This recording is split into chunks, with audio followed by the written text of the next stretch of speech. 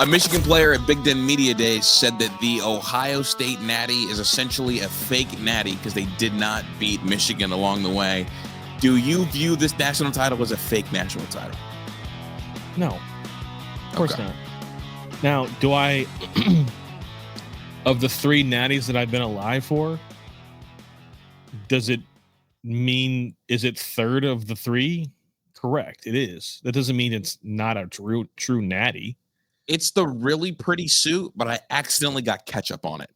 I'm Chris. That's Tyler. We have a loaded show today, dude. First of all, we've got the Clase stuff. We've got Browns camp and the quarterback stuff that's going on, which I think is really fascinating because it does seem like the Browns are learning pretty quickly. We've got Ohio State news with camp starting on Wednesday. A whole bunch of stuff because it has been a dramatic 48 hours in Cleveland sports. So before we get to the drama of it, how are you, I guess? Good, man. It was a long weekend. We didn't record last night because I'm gonna keep it a stack here. Yep. I was a solo parent this weekend, and my 2 boys, they took it out of me. I had nothing left to give. Honestly, when you sent the text that you couldn't do it or weren't gonna be in, I also, not a solo parent, but a solo brother. My mom was out of town. I inhaled, exhaled, and I almost dropped a thank goodness. So we're on the same page. Remember? Now I wasn't gonna do it just because like I'm a brother and like my siblings are a little bit older, but you got the littles and I was at the breaking point. So I know you were. I mean, it's exhausting. Kids are exhausting, man. Dude, I went to bed at like 8:45 last night. Yeah.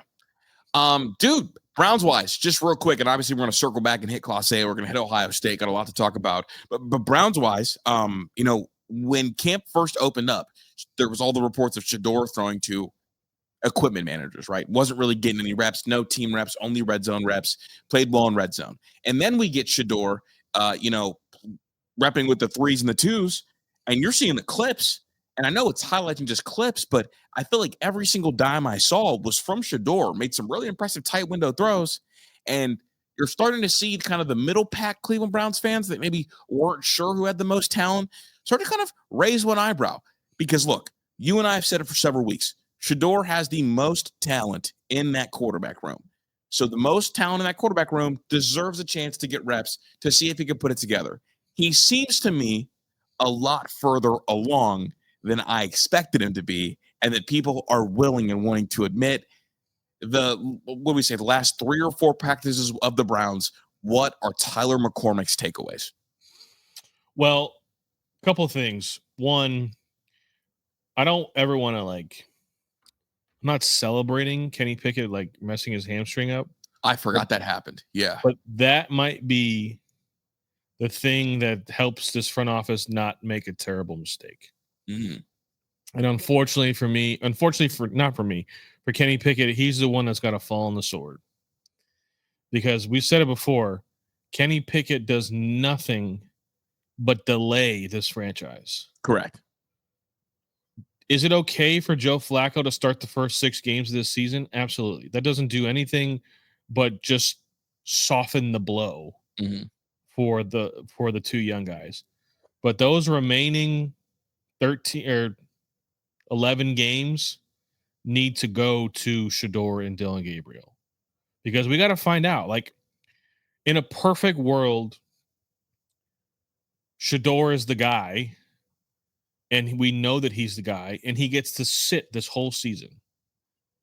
But they don't get afforded to do that because the 2026 draft is the most important draft this franchise has had since 1999. Correct. And so you have to find out. Now, the thing that I'm concerned about is that up until today, the offense has looked terrible. Really stagnant. And you asked me, it was like, well, does that make you feel excited about the defense? And I was like, no, because I don't think the defense is going to be that great either. I mean, we have shout out to Jerome Baker, an Ohio State, really good player at Ohio State. I'll call him a legend. Jerome Baker came to Cleveland to finish out his career, come back home, get his business affairs in order, and play a little bit more football. He came to chill and vibe. I'm going to keep it a stack, dude. And now he's going to be the starting linebacker next to Chase Weisinger. Chase Schweisinger. I don't mean to be disrespectful, but like he was a walk-on linebacker from UCLA, and UCLA won like 6 games.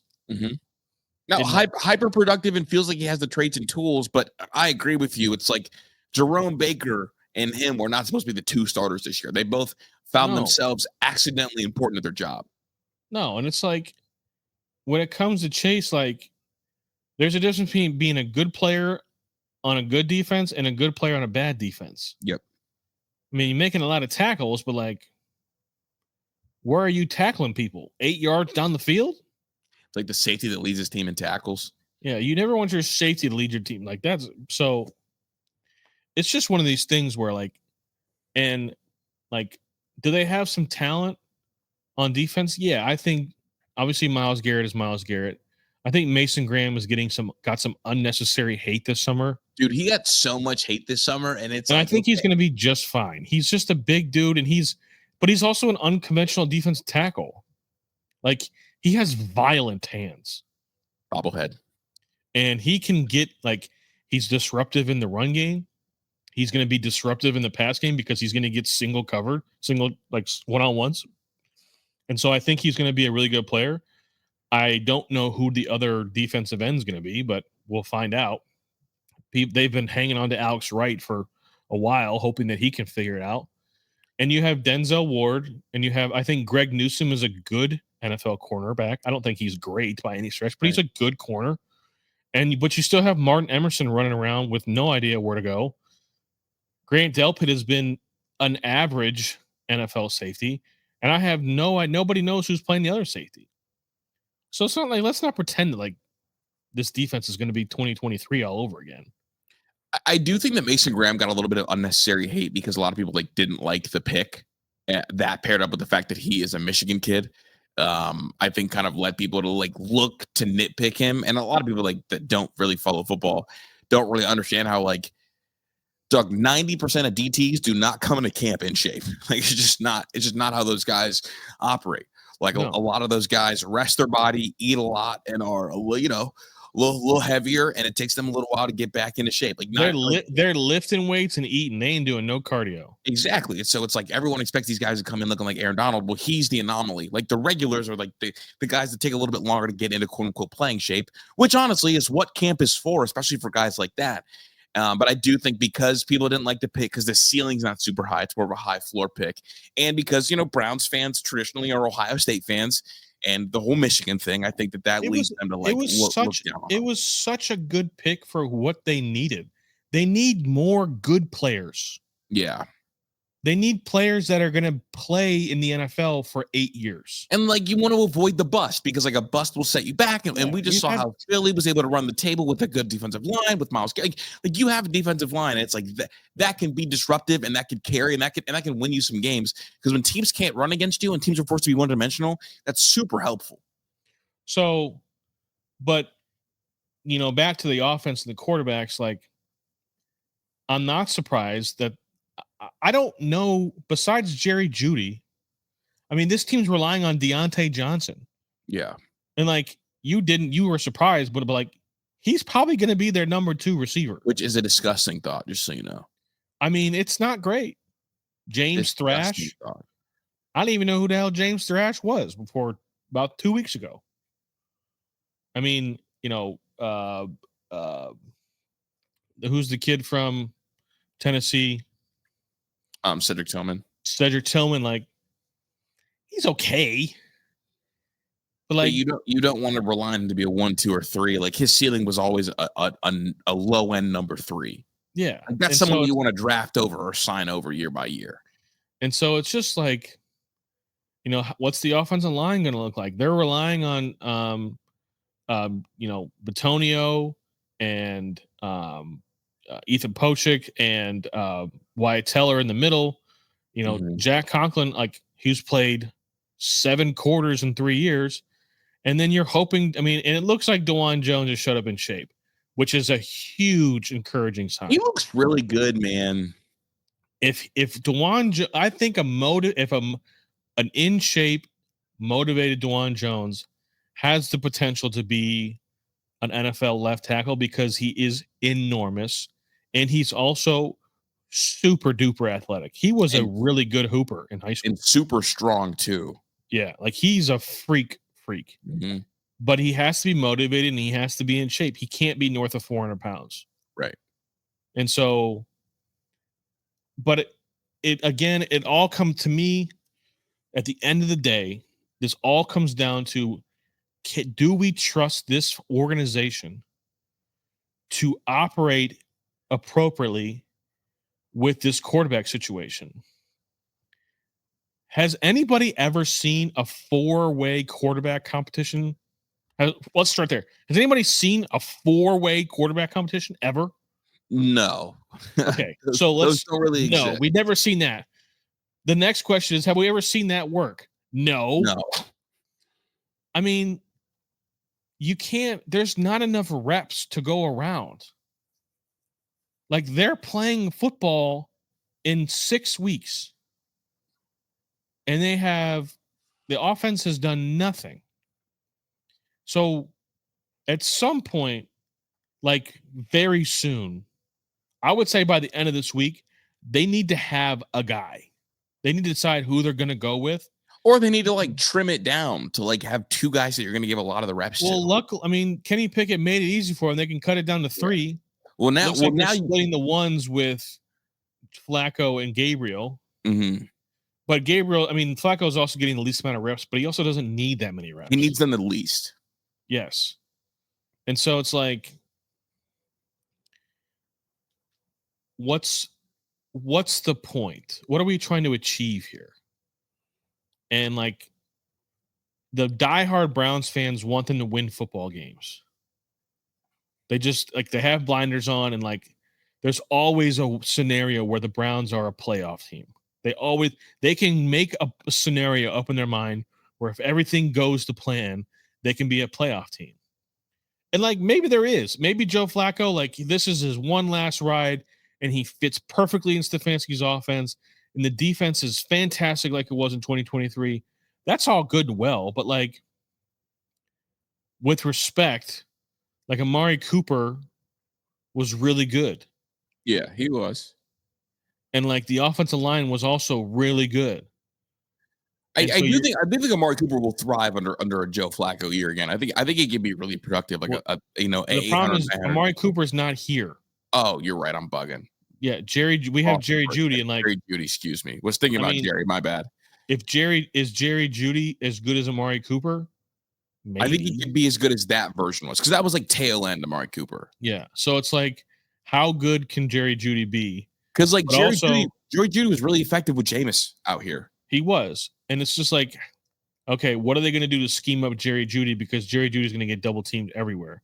Yeah. And like, Harold Fannin has to be ahead of schedule. And David Njoku, like, can't be dropping balls.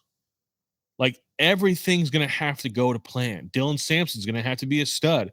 Yeah, the run game is going to be really, really important, because Quinshon Judkins is going to have to like not be suspended for a million games. Because if you're able to get Njoku some work off some play action stuff, like, that'll really benefit like the young quarterbers, right? Because what do I always say? Young quarterbacks, there's nothing friendlier of a quarterback offense than Kevin Stefanski's offense. Yeah, I mean, in the sense of like, it's going to be simple. It's going to be a lot of play action, a lot of bootlegs, clear vision, which may help Dylan Gabriel. He may be the perfect guy for this. Mm-hmm. I have my reservations with Dylan Gabriel because he's a pedestrian. I mean, so was Cody Kessler, right? Well, how did that work? Yeah, you're right. Not well. Or so was Case Keenum. Excuse me. That's who I'm thinking of. Case Keenum was much taller, like, much bigger. No, was he? He was probably 6 foot. Yeah. There's no way you can tell me that Dylan Gabriel's 5'10". Nah, Dylan Gabriel's a little guy, dude, like really little guy. Case Keenum is 6'1". Yeah, my fault. So like, it's just one of those things where like, he can be good, but it has to go perfect. And when in sports does anything go perfect? It doesn't. It never goes perfect. It doesn't go perfect. And it's extra not perfect when you're in Cleveland. And so it's just like, we need to be for real about, as fans, of what our expectations are of this team and what we want out of it. And what you want out of it is you need a clear vision of where this franchise is going. Do you have the quarterback or do you not? Because until you do, none of this shit matters. None of it. Myles Garrett can go up in front of a microphone and say whatever the hell he wants to, but Myles Garrett, there's no way on this earth Myles Garrett believes that they're going to go to the Super Bowl. He doesn't. No way. $40 million makes a man do a lot of things. What have you made of the quarterback play so far that you've seen like in some of the camp clips, or do you not like pulling from it? Because it looks to me like Shador is by far and away more. I mean, putting more NFL throws out there. Here's what I want to say: the clips are interesting. They give you it, but it's only a snapshot. No, it's a snapshot. It's just like I'm seeing Shador make, but also like incredibly difficult throws that I have never seen Dylan Gabriel make ever at any level. Here's the other thing: is we've only seen the stat tracker. Mm-hmm. We've seen one interception. One. Nobody's turning the ball over. Either the offense has been Mickey Mouse, or this defense is not as good, is even worse than I thought. Well, it's suffocating. That makes me think they might be running the ball a lot. I was just more thinking about like the snapshot throws that we've seen. Yeah, we've seen Shador. He's also like Shador is also going against the twos, against the number 2 defense, which can't have that much depth. Yeah, but like that's not his fault. Like at what point? It's not. At what point? I mean, that also means he's throwing the number 2 receiver, the backup receiver. Yeah, and he's doing the number 2 offensive line. So it's all. I'm saying like it feels like he's shredding up whatever level he's on, because we keep seeing clips of some absolutely threaded touchdown throws, and I'm sitting back thinking to myself, what does anybody have to lose letting him get a couple series with the ones to either shut people up or see what you have with the ones? Yeah, I mean, it makes no. If you're going to have an open competition, which is what they're saying this is, but it's not. It can't be an open competition if one guy's not practicing with starters.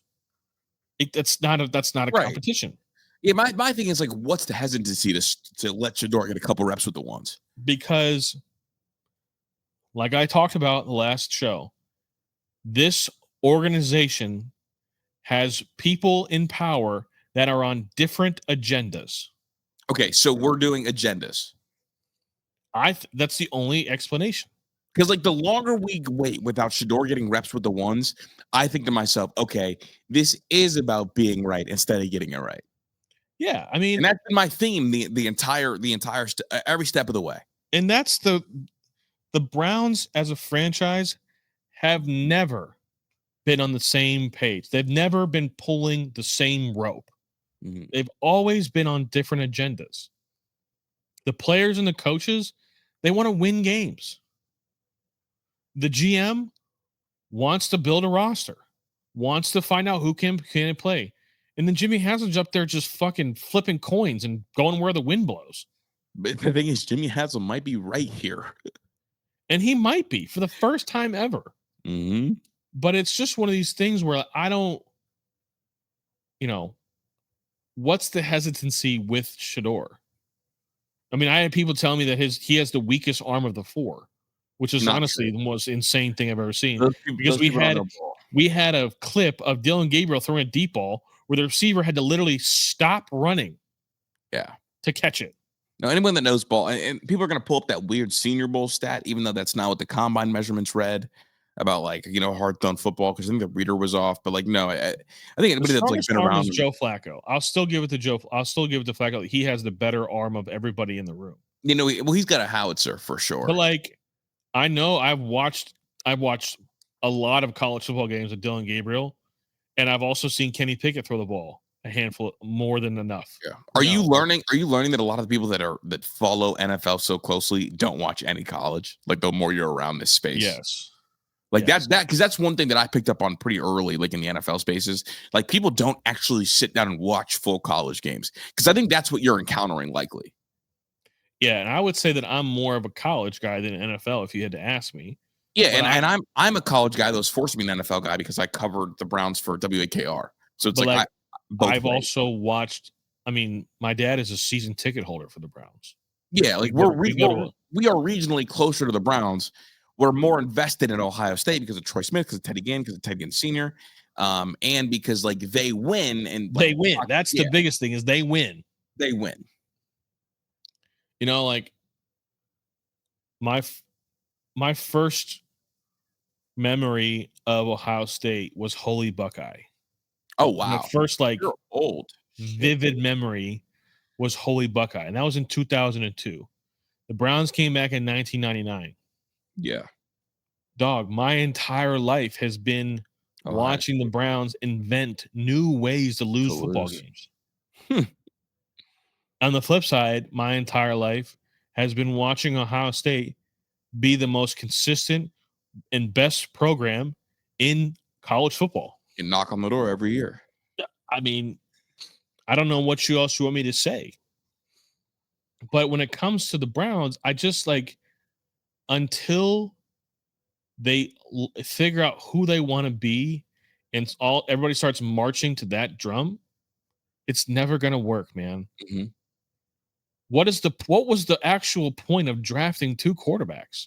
I tell you, there wasn't one. You're going to ask what was the point of signing Pickett and Joe Flacco? You're going to ask these questions 100 times. There's no logical explanation. That's the point I'm trying to make is there is no logical explanation. So it's just, to me, it's just constant miscommunication, not understanding who they want to be, where they want to go, what they're trying to achieve. And now they're in a situation where they had 4 quarterbacks that everybody thinks can play. Mm-hmm. Well, only one quarterback plays. You know, and now we got and then the Browns are going to tell us that there's a competition. This is not a competition.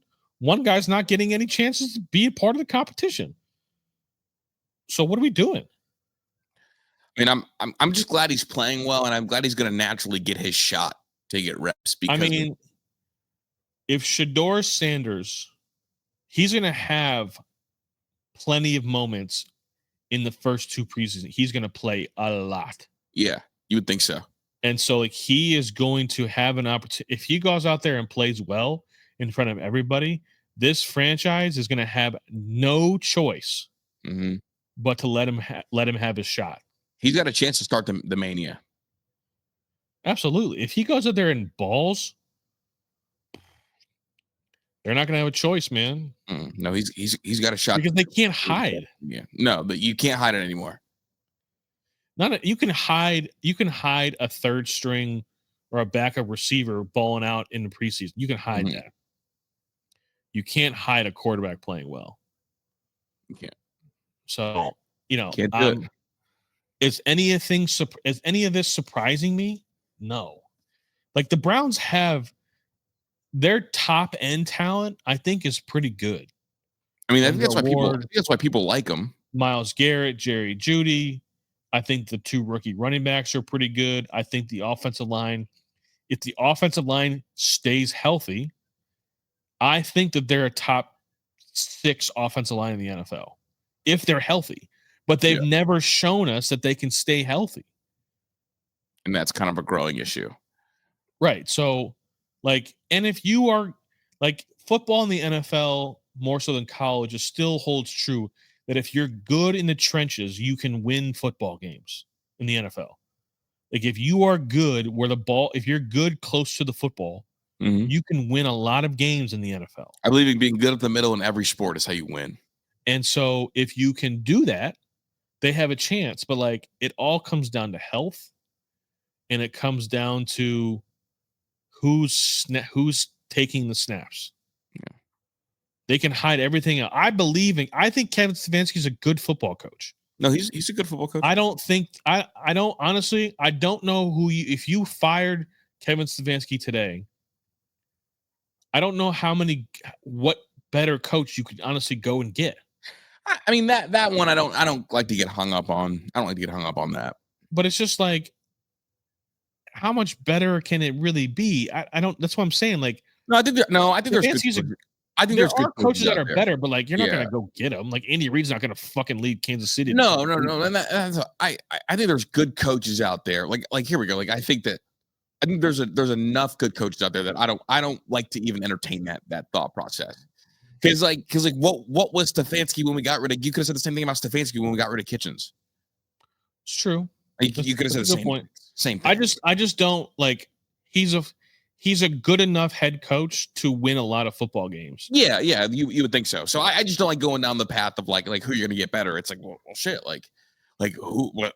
That's probably more of a college football. Yeah, that's a college stance because like there's so many like college that those guys are in the same fraternity and just like run around in circles. Yeah. So no, I don't trust Jimmy Haslam. I don't believe in Andrew Berry, and I just don't believe that there's enough depth to survive.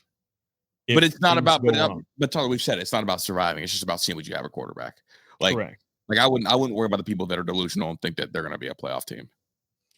No, I mean there's a reason why the over under on this team's win total is 5.5. That's what I'm saying. Like I wouldn't worry about the people that think it's going to be a playoff team. This is about you gauge this season based on how much they learn about what the quarterbacks they have in the room because they're going to have 2 top 10 picks next season, and that's I think to be honest with you, I think that the Cleveland Browns should be doing whatever it takes to be ready to contend in 2027. Yeah, I think that's 100% fine. Whatever it takes to make sure that you are ready to try to go for a Super Bowl in 2027 and 2028. And I think they've done that, right? I should say like a deep playoff run. Yeah, you just want to be a formidable team, I guess. And I think they've done that, right? Because outside of Myles Garrett, they haven't signed any like long deals. Like they're going to have money on the books 26, 27, right? Because whenever the Deshaun Watson stuff falls off. Yeah, I mean you're gonna have a lot of rookies a lot of young players on their rookie deals in 2027. And you're also gonna have some serious cap space where you can go and sign some free agents with some real money. Yeah.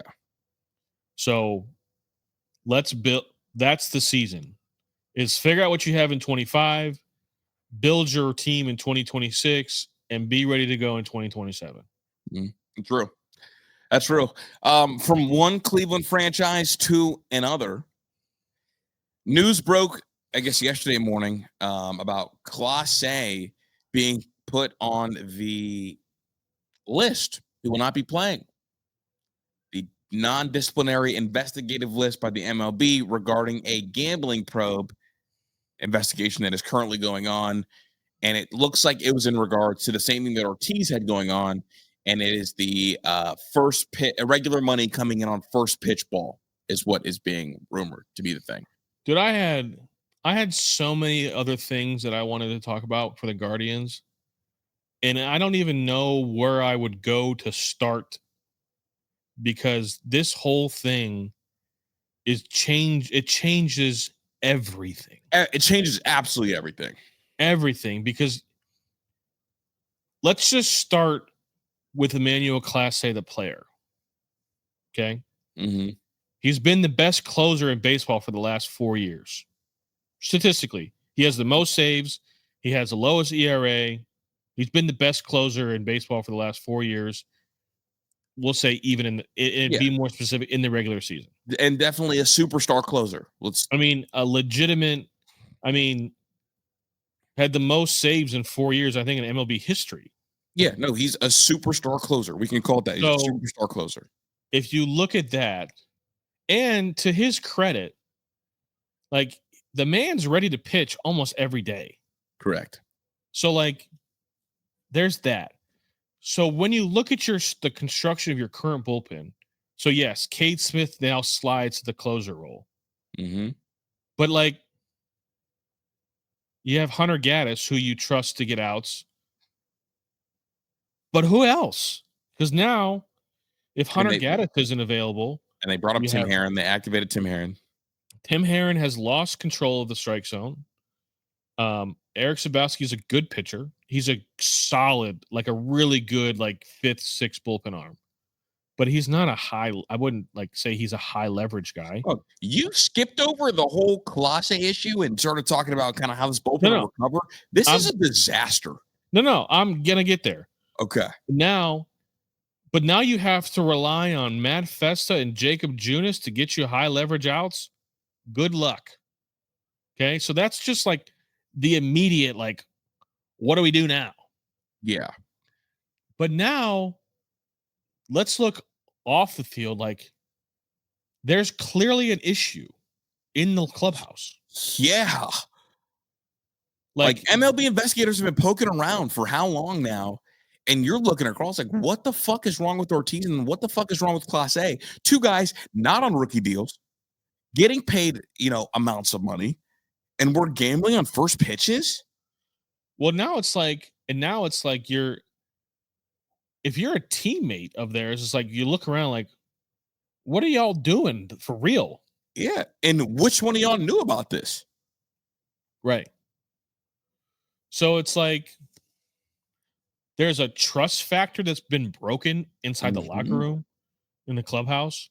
There's been, if I'm a player, I'm pissed because like this is the game I love, and I got two. But the other thing is like, were you throwing games? Were you like, if the games that you blew, were you trying to blow those games? So I don't think they were trying to blow those games. It sounds like they were just okay with having a throwaway pitch. I don't know if you saw the stat, but it was about, StatCast tracks everybody's quote unquote non-competitive pitches.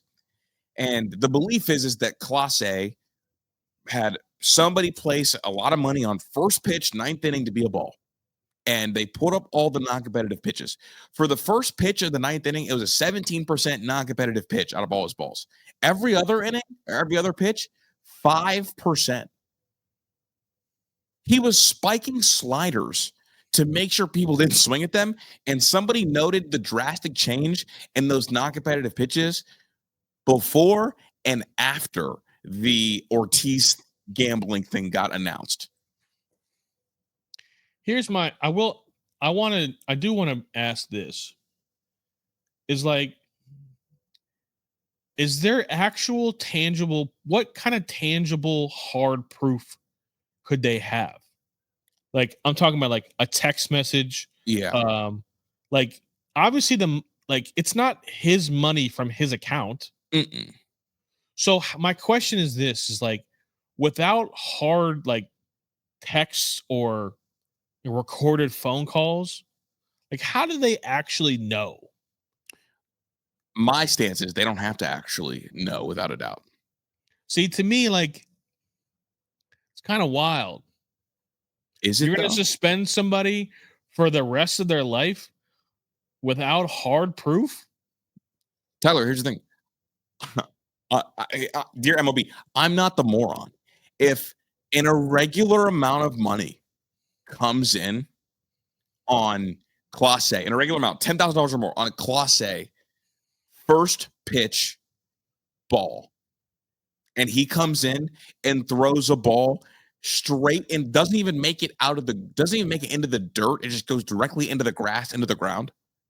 And then all of a sudden you're a strike machine right afterwards. I don't give a okay. One time, fluke.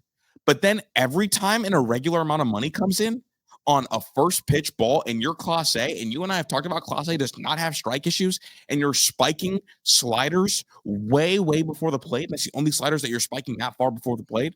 I'm not going to give you the benefit of the doubt because you're also Clase who got popped for PEDs. You've already disrespected this game. No, I'm not.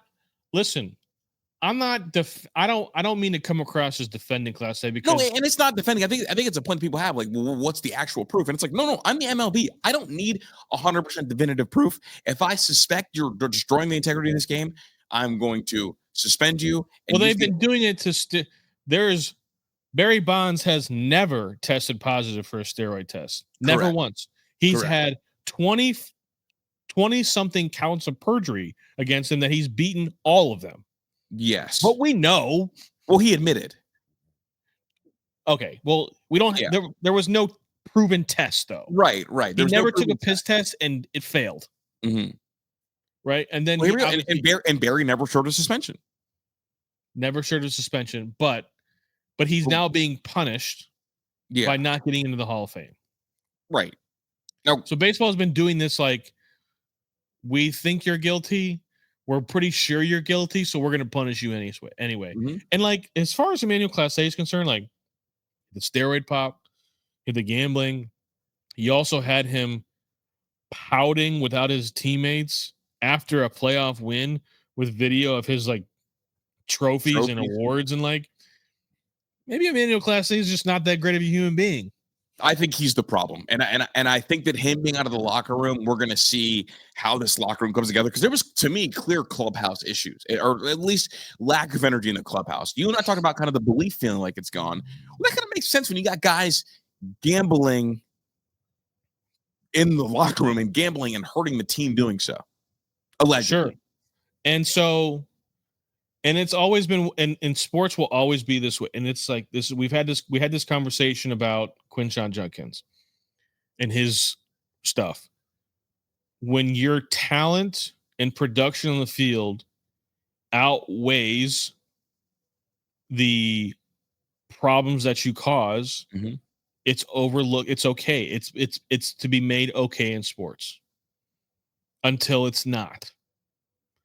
And now we're at the point now where him gambling and cheating is now so bad that he's now being punished for it.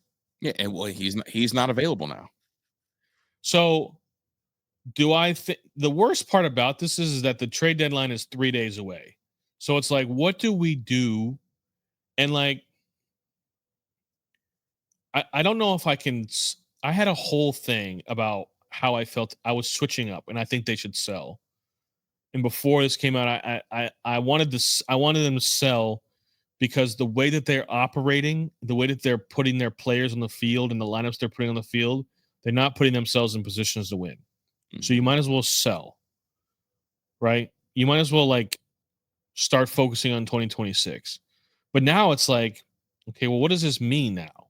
No, like Emmanuel Clase is probably never going to throw another pitch in Major League Baseball ever again. I think he's done. I talked to Pat earlier. Pat doesn't think he's done. Luis Ortiz also done. Like they're going to suspend him forever. I mean, they banned Pete Rose for life, and he was betting He was betting on his team. He wasn't even betting against himself. Do you think MLB makes a move to try to get rid of the prop betting? Like the next pitch betting feels like the easiest pitch in the world to fix, or easiest bet in the world to fix. Well, that's betting is just too. It's running rampant right now, like sports gambling. Basketball, it's a problem. Yeah. I don't know how you can do it in the NFL. It's a little harder in football. But like the prop betting is a problem. Yeah. It's getting out of control. And so like you have that to deal with. But now it's like, okay, what does selling look like you're going to lose Clase for nothing. Now he's not going to go to another team and hurt you, but like you've lost that asset, which was their biggest asset, for absolutely nothing. You get nothing in return for that. And you know that Dolan's pissed. Like I paid this motherfucker $6 million this year, and I only got 3/4 of a season. Well, I'm mad, and I paid Shane Bieber $10 million this year to not pitch, basically, dude. They need to sell because they got holes, man. Like this right field position is a black hole. Nolan Jones. I wanted to ask you this. Who's been the biggest disappointment for you for the Cleveland? Nolan Jones. 100% Nolan Jones. My biggest disappointment was Tanner Bybee. But Tanner's been really disappointing. But here's I've never believed in Tanner Bybee's stuff. So like sure. I never believed in it enough to even feel like, because I told you before the season, like I think I wouldn't be surprised if he ended up being the number 3. Yeah, his stuff does nothing for me. He's just got a bulldog mentality, but he pouts too much when he starts getting hit, and his stuff doesn't wow me. Yeah. So, but I guess like when it comes to like the hype, I think Tanner Bybee is, for me, like he comes with the hype. He came like the narrative being pushed by the Guardians was that he was their ace. And he wants to be the ace. Yeah. And so he's been but like Nolan Jones is an easy second place for me. And like right field is a black hole. Nolan Jones has an OPS of like 600. Jonathan Rodriguez is just not a Major League Baseball player. He's just not. And like, it's not his fault, but like, it's just not. And so there's a black hole there. We have David Fry, who's getting like, if the plan is for David Fry to be a catcher next year, then I can understand what they're doing. My thing is, is he has not thrown a baseball in 2 years. And then he's going to go back and be an everyday catcher? That's insanity. Yeah. He's going to get hurt again. Arm's going to be dead. I would guess he ends up being a bad defensive catcher. I honestly, on the Jonathan Rodriguez and Nolan Jones thing, I texted you this. I, in my heart of hearts, believe they have no clue how to develop big, strong hitters. Which is fine. Like, there's some of that for sure, but like it's just one of these things where, Nolan Jones, he just hasn't given you what you thought he was going to give you. I mean, they were going off of, they traded for him hoping to get the 2023 version of him when he was in Colorado where everybody hits. I mean, shit, Tyler Freeman hits. Yeah. But also like they don't really unlock the guys that like lift the ball. Like he's hitting the ball hard into the ground. And honestly, the reason I got to this, I don't think he doesn't lift the ball. It's not like I know. I'm saying like he needs an alternative style hitting coach. Like the Guardians hitting lab is not one that like teaches kind of that like boom or bust thing. And I thought about this because the Yankees had the same issue with Anthony Volpe. Anthony Volpe is uppercutting everything and trying to swing hard and lift balls out of the park instead of being a high contact guy. And I think to myself, damn. Well, it's because like their hitting philosophy is bomb everything. So they're not going to be experts on developing like those high contact, non-strikeout guys. Now the Guardians, their philosophy is hard contact, put the ball in play, guard ball. And so that's kind of what they become experts at, quote unquote, teaching. And because of that, guys like Nolan Jones aren't able to get unlocked there. And so I think there's some truth to that. And I think honestly, a couple of weeks ago, you sent me a clip of somebody discussing that they need to go get hitting coaches and instructors from outside of the guard organization instead of promoting them up through to kind of bring some of that different viewpoint for different styles hitters. And so I think Nolan Jones, while he has potential, if anybody thought it was going to get unlocked here, they're lying to themselves because the Guardians don't ever unlock that style hitter anyway. It's like, why would you promote from within with a group that wasn't successful? Makes no sense. Why would you ever do that? You just need different voices or else it's all the same and you get Nolan Jones hitting the ball into the ground. Like, why not when you want to draft Chase Lavaletti and get Nolan Jones and like Jonathan Rodriguez and like these guys, like why wouldn't you go call the Dodgers, the Yankees, the Mets? Hey, who do you got for us? Yeah, I mean, but the thing that frustrates me is that there isn't one way to do this. Like if you're a hitting coach or a pitching coach and like you believe in only one way to do it, then like you're a loser. I'm sorry, but like you're just a bad coach. Yeah, well, I'm not just one way to do it. I don't think they have the expertise to teach the other ways anyway. Like, I'm sure they're trying to get guys to lift the ball, but they don't have any experts on that side of it. At least it feels and looks like. Then go get somebody that can help. And that's my point. Well, the other thing too is like I sent you that thing, but like there's like 8 cooks in the kitchen. Mm-hmm. You're right. It's too many people. Too many people that have a voice, that have an opinion. Like it needs to be 2 guys. It should just be 2. 2 guys that are in charge, and their voice is the only one that matters. Mm-hmm. And everybody falls in line and teaches what they teach. Period. End of story. It's just like it shouldn't be. And the same thing with pitching. It's like I don't know what their pitching development team looks like, but I bet you it's not like that. Yeah, well, obviously, like losing Matt Blake was like a big wrench for them. They've got to like figure some things out because their pitching lab is basically gone right now.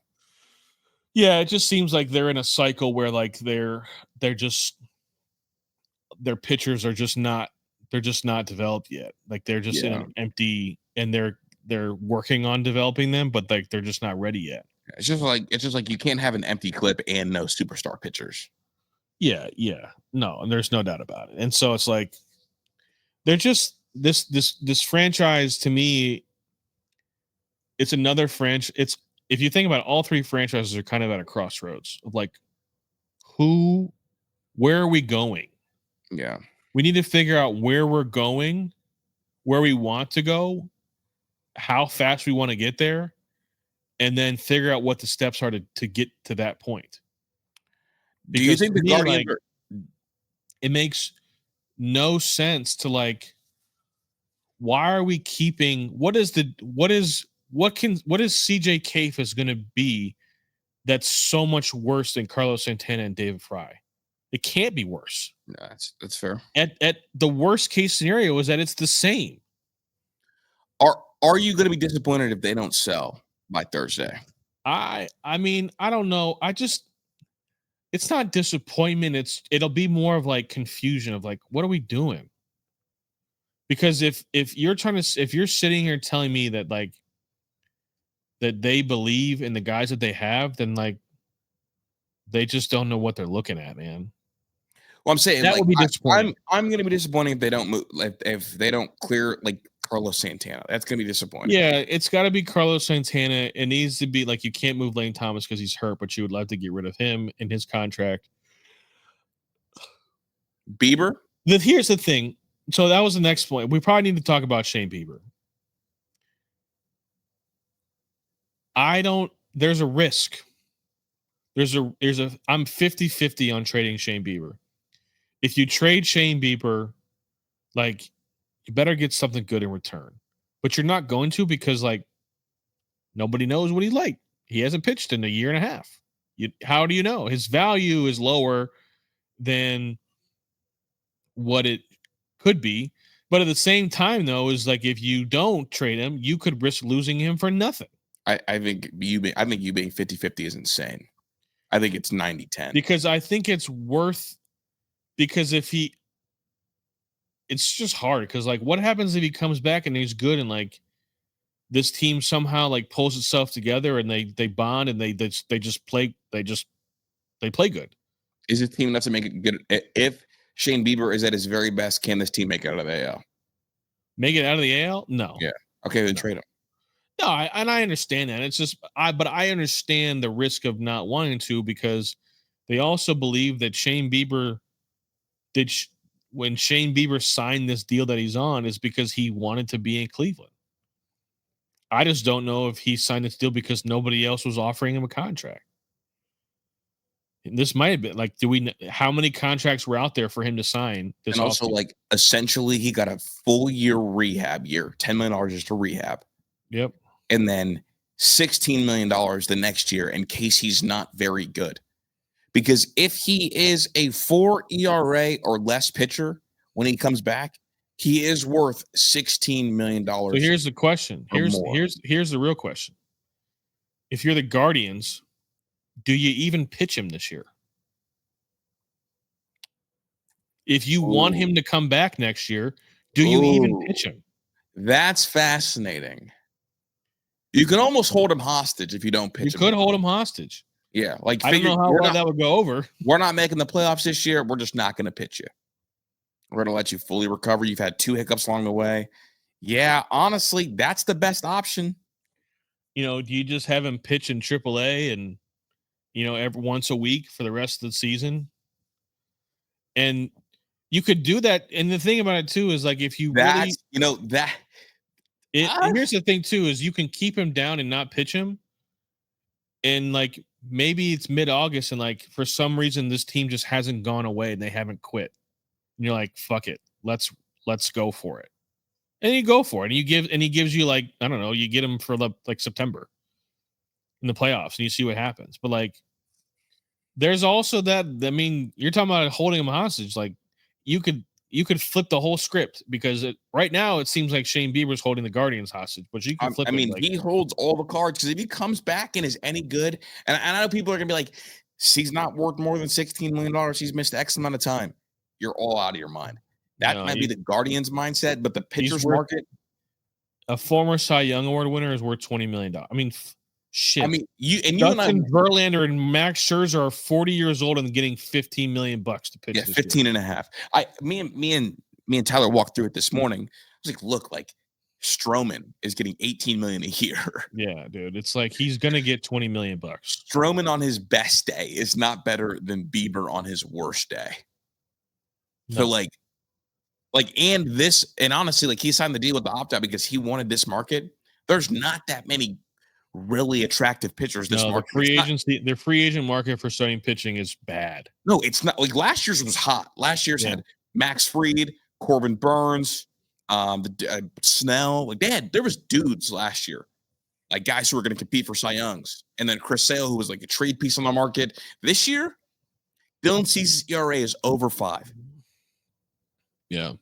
Like Zach Gallen, ERA over 5. Kelly, ERA over 4. Like, we're talking about guys, and all those guys are going to get 17 million and up.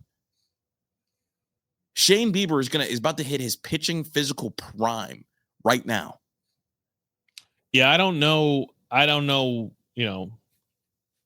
He's worth more than 16 is the point I'm saying. He would be taking a significant discount to be here for 16. Because and also the big worry is because like the Dodgers and the Padres don't give a shit about money, really. No, let's not mess around with this. Like, if he doesn't pitch in Cleveland, he's going to California. Bro, that's what you say, bro. Remember all the rumors about Boyd wanting to go out west too, and then boom, Chicago. I mean, but like Shane Bieber's from San Diego. He grew up in San Diego. He's not going. He's also openly said that it's not a secret. Like, he's openly said, if I'm not in Cleveland, I'm going to California. My thing is, I would not be surprised if the Phillies came in with 23 million and said, "Come on," and all of a sudden he's in Philly, and it's like, fuck. Money talks. That's for sure. Yeah, I'm not saying that's not true, but like, if you had to ask me to bet on where he would go if he wasn't in Cleveland, I would put a lot of money down that says he's a Padre, a Dodger, or an Angel. Yeah, or an A.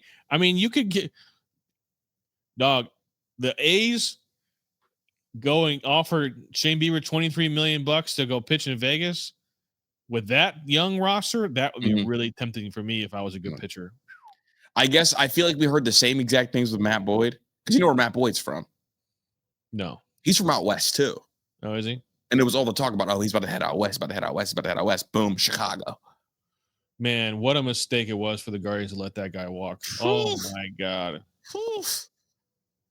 And it's just like one of these things where you just wonder, like, it's again, but at the end of the day, like, I'm no longer, I don't know if I've said this, maybe I have, I don't know.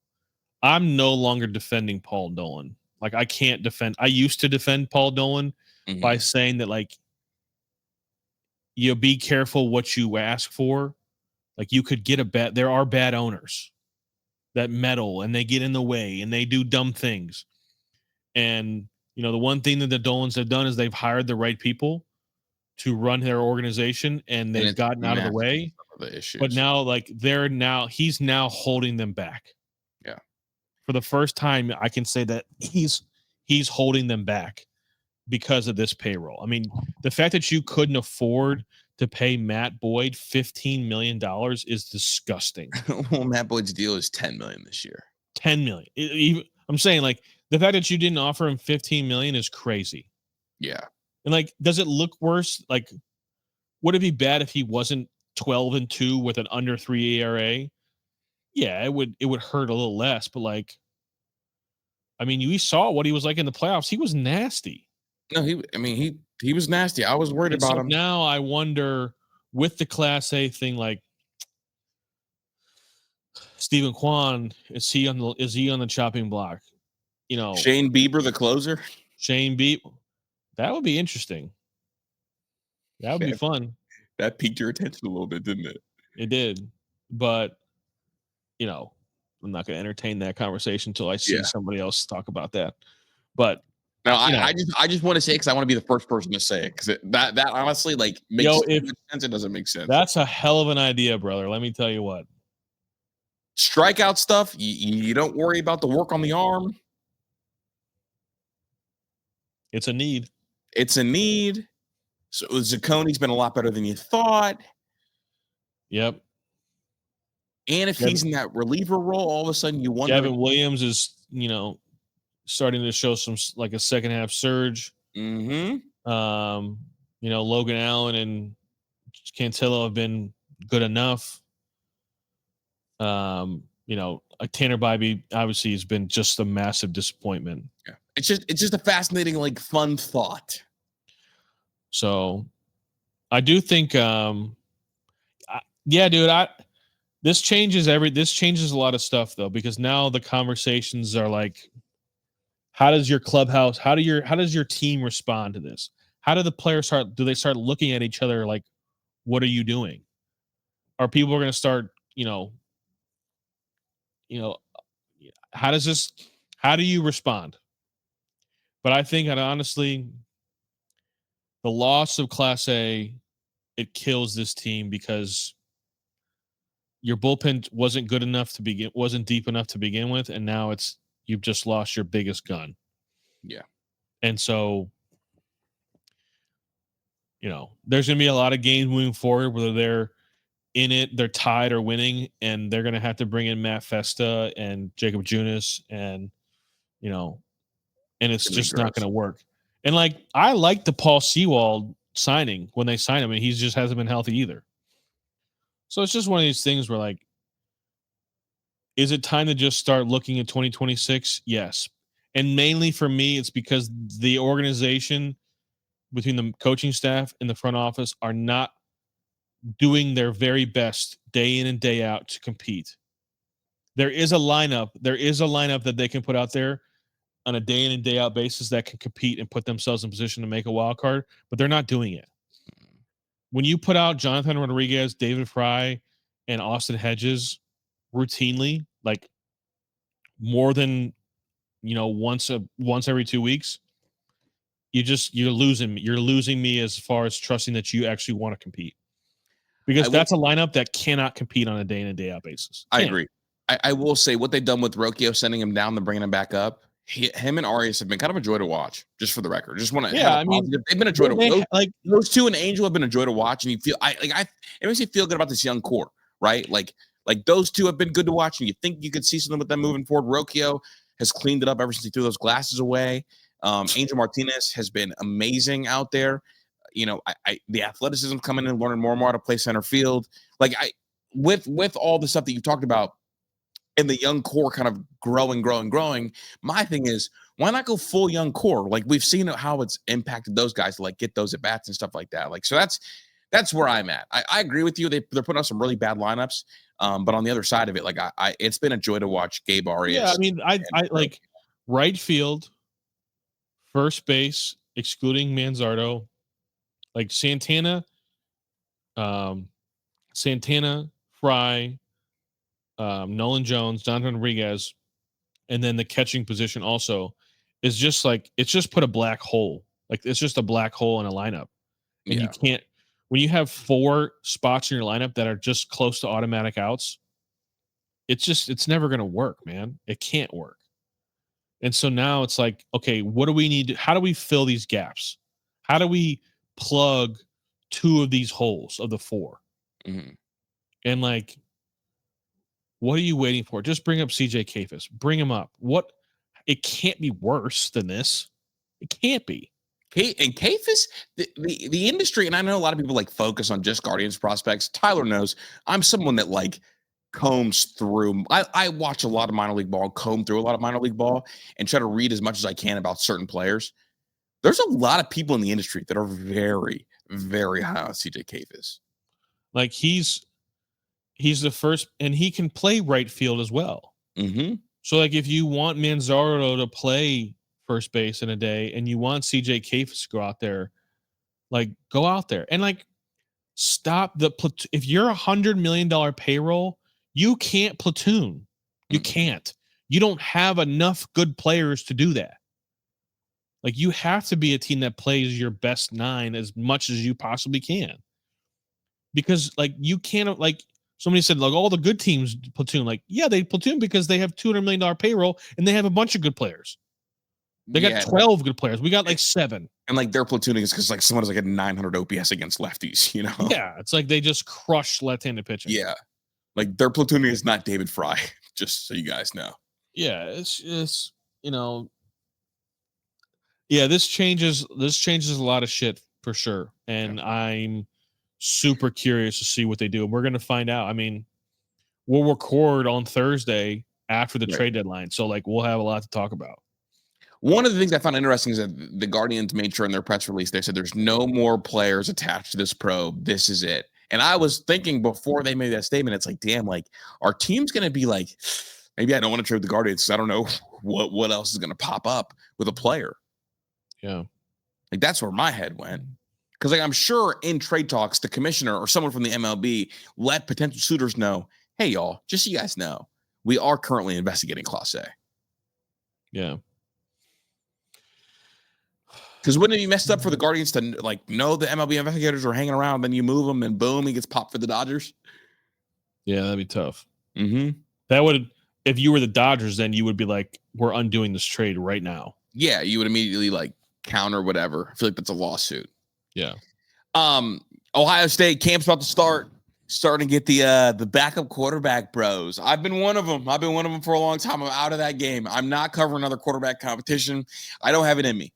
The meanest stuff anybody ever said to me was because I was in support of Devin Brown, given what I heard from coaches at Ohio State. Well, obviously, we know about the vote. We know about Ryan Day. Don't want to have to revisit that.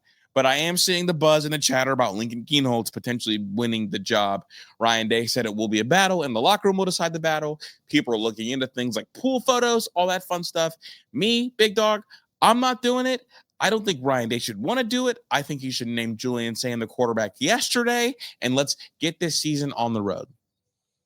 The last time you saw Ryan Day actually go into a legitimate quarterback competition, it did not end well. Just name the guy before training camp starts and spend 4 weeks getting your team ready, getting that quarterback ready to go beat Texas. And we'll believe you. You'll earn the trust of your team doing that. There's no reason why, like, with respect to Lincoln Kienholz, he's not good enough. The ceiling is not as high as Julian Sand. The floor is lower. That's fascinating because I disagree with that. I don't know. I think his physical tools are so much better than Julian's. I just don't think he's going to be advanced enough between the ears and accuracy wise to be an NFL quarterback. He to me is Urban Meyer's dream.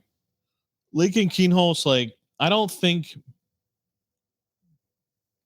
I think Julian Sand's bad will be a lot of like, he'll be like a check down, like a scared check down kid. Lincoln Kienholz bad will be a lot of turnovers.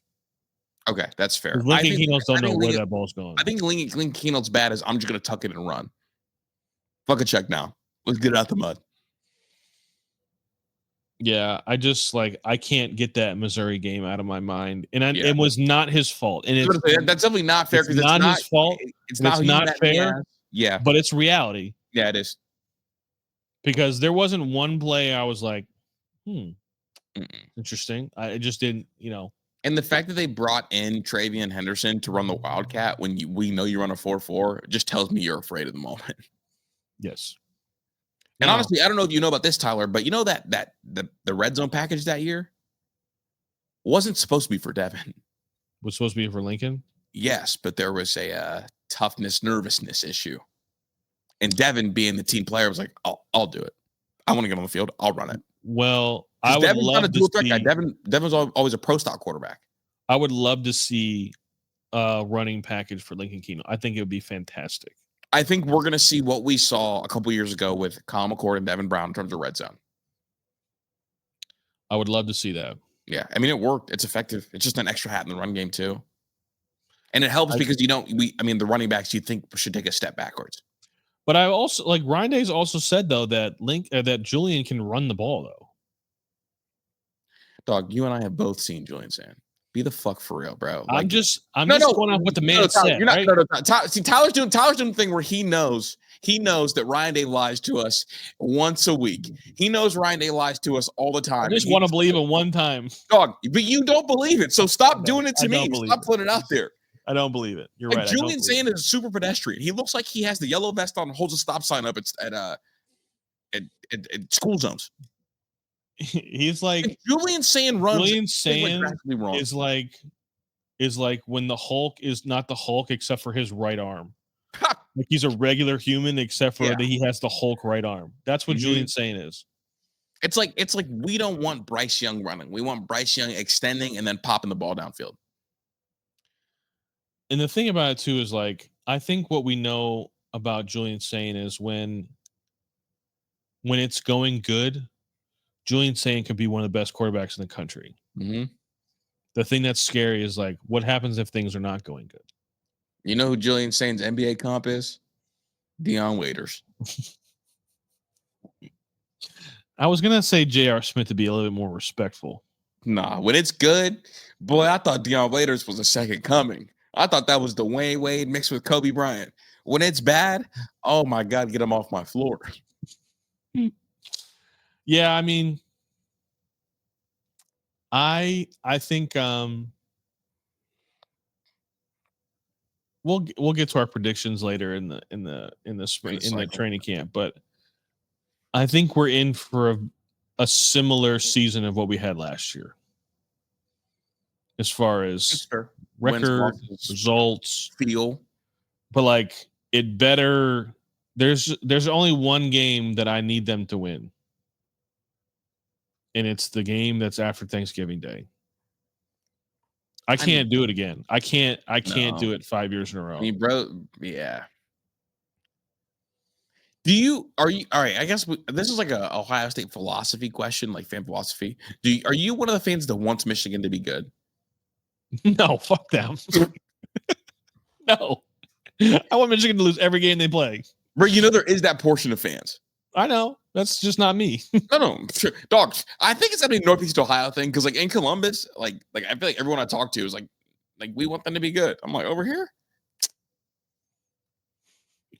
how they lose every game they play? 0-12. I look, and I, I'm a God fearing man, but I pray to God y'all are bad every day. Like I've hated Michigan. Like I've actually hated them for such a long time. Like I don't like remember you asked me, is there ever been a player at Michigan that I liked? Mm-hmm. And I said, favorite player at Michigan? And I said, none of them. Mm. I hate all of them.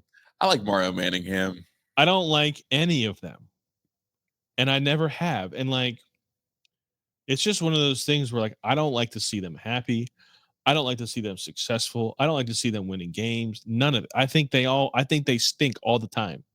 And I think, everybody's like, oh, I'd love to see them go 11-0. We just break their hearts. Like, I just want them to suck forever. I was telling Zach and Pat earlier today. They were like, "Don't you want to break their hearts?" And I was like, "No. I want to win every game. I want them to lose every game except for the Oklahoma game. I want them to beat Oklahoma, and then just in case, on the off chance they beat us, because they're going to beat us this year. On the off chance they beat us after losing all those games, I want to be able to sit back and be like, "Well, your season's over." So I don't give a shit. Even though I do give a shit, I'm be able to sit back and say, "Well, your season's over. Congrats." I just can't. I can't do it, man. They just I hated when they won the championship. I was sick about it. Yeah, that one broke me down, dude. And I don't and it was so easy for them, bro. And the worst, and I think it's also because I don't I think the SEC bro fest that they all have down there, it's also sickening to me. Well, get ready, bro, because I'm on that this year. I don't care if Ohio State's not winning it. I don't want to hear. I don't want to know about it. I don't want to hear about it. I don't want to watch it. No, I'm a Big Ten, bro. I will root for the Big Ten teams when they play other conference teams. I'll root for the Big Ten in bowl games. That's what I'm except saying. for Michigan. I'll root for the Big Ten across the whole. I will never root for Michigan. I hope they lose every game. I am big Michigan shirt out. If Penn State plays Ole Miss, I want Penn State to win. So I'm saying, no, I'm a Big Ten bro, and I'll be the first of my kind. I'll stand on it because I'm sick of them bonding together. I'm with it. But if you're what's the big SEC, right? Auburn, Alabama. Yeah. Let's say the Iron Bowl. Do you think Alabama fans were pumped when Cam Newton and Auburn won the national title? I think they were. I heard them pumping their chest talking about, yeah, this is the best conference. That could never be me. I think that's what I'm talking about. That SEC bro fest. I'll root for the other Big Ten teams, but I'm not rooting for my arch rival. Yeah. If I'm an Alabama fan, I'm never rooting for Auburn. I think I want Auburn to be bad forever. They do it. I just it's not for me, man. And I respect. It's a respectful hate. I hate them, but I also acknowledge the rivalry, and I think it means so much. Mm-hmm. I think it's its own season. No, it is. But I hope they lose every game. Do you have a hear me out? Yeah, I do actually. And I don't know if it's really like a I don't know if it's like a I feel like guilty talking about it, but like I think there is a thing of too hot. I think like it can be too hot. Is this a Sydney Sweeney discourse? No. I'm talking Okay. about like the temperature. Oh, Dog, I am married with 2 kids. whoops. My bad. I think there is wow. I think there is a thing called I think there is being too hot. Yeah, I think everybody agrees with that. But like I feel guilty saying that though, because like in Ohio, it'd be getting cold as hell. And everybody's like, "Oh, you're gonna wish it was 100 degrees when it's February." Like, I don't think I'm ever gonna wish it to be 100 degrees, dog. It's hot as hell. I don't Yeah. want to go outside. It's hot, man. And like air conditioning, that shit feels nice. Yeah, no, yeah, I mean that's real. That's real crazy. That's you heard me out, but I get it. Like, it I mean, makes it's it. just one of those things where like like I said, this is a safe space to complain. Yeah, I guess like I never feel like it's too hot outside. So that's like I guess we're different. And I think I'm alone by saying I don't think it's ever too hot to go outside. I mean, some like when you get those like that hot day and then it rains and then it stops raining, like that after rain heat is like I can't even breathe. It's like Only the thing I air is dislike so about thick. only thing I dislike about that is the bugs. The bugs. That's I my mean, least favorite I part. guess, but like 100, bro. When it's a real feel of 100, it's too hot. Like I'm just not doing it, man. It's not for me. Checks out. Checks So out. not a real like controversial one, but like 100, like a thick air 100 degrees is like you literally go outside and you sit down and you sit still and you're still sweating. No, Yeah. it's too hot. My thing is, dude, like I'm hitting an adult phase where I don't fuck with bubblegum, dude. Like, what is bubblegum? What is bubblegum flavor? And why do these kids have these big wads of gum when they chew? Are they gonna choke? So like, are you talking about like bubble gum, or are you talking about like all gum, like an Orbit spearmint? No, I Like, think like Orbit minty gum is fine. Bubblegum is awful. yeah, That's just it. I just don't like bubblegum. I'm like on this anti-bubblegum thing lately. we have a gumball machine at our office. Thumbs down, dude. And like, I'm not gonna lie to you.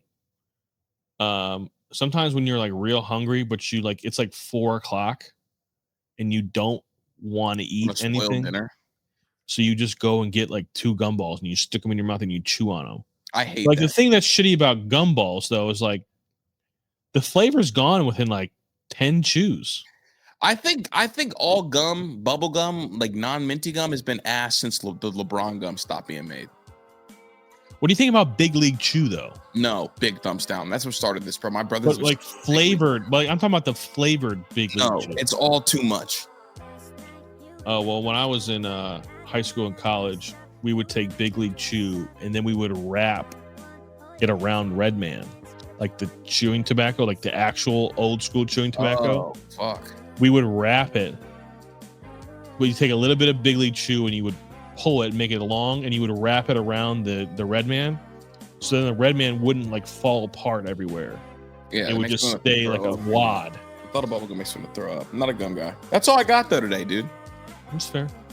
I'm Chris. That's Tyler. Peace.